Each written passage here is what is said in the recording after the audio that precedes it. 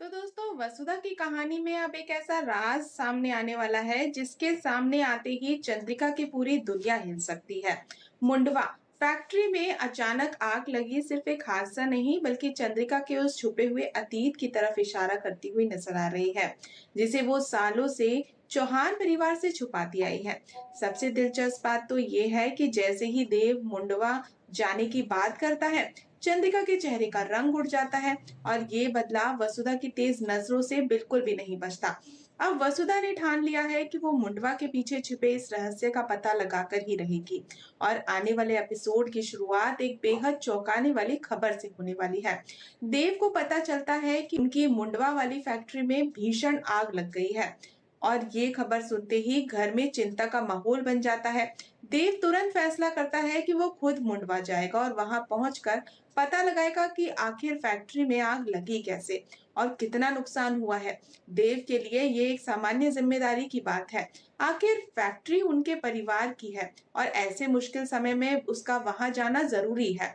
लेकिन जैसे ही देव चंद्रिका के सामने कहता है कि वो मुंडवा जाने वाला है, चंद्रिका का रिएक्शन सभी को हैरान कर देता है।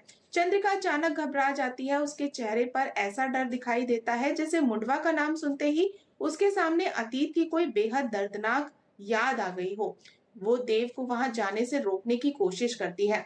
देव शायद शुरुआत में उसकी इस घबराहट को फैक्ट्री में लगी आग की चिंता समझे, लेकिन पास खड़ी वसुधा तुरंत महसूस कर लेती है कि मामला इतना सीधा नहीं है।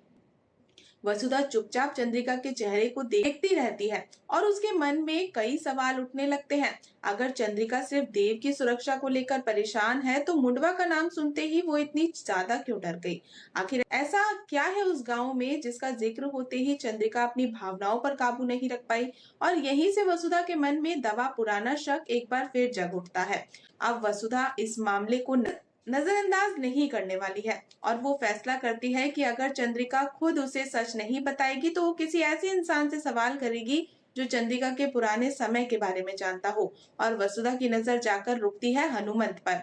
इसके बाद वसुधा सीधे हनुमंत के पास पहुंचती है और बिना बात घुमाए वो सीधे पूछती है कि क्या चंद्रिका का मुंडवा से कोई पुराना संबंध है? वसुधा का ये सवाल सुनते ही हनुमंत हैरान रह जाता है। उसके चेहरे का बदला हुआ भाव वसुधा को बहुत कुछ सोचने पर मजबूर कर देता है, क्योंकि अगर मुंडवा का चंद्रिका से कोई संबंध नहीं होता तो हनुमंत इस सवाल पर इतना चौंकता क्यों? हनुमंत की खामोशी अब वसुधा के शक को कम करने के बजाय और ज्यादा मजबूत कर देती है।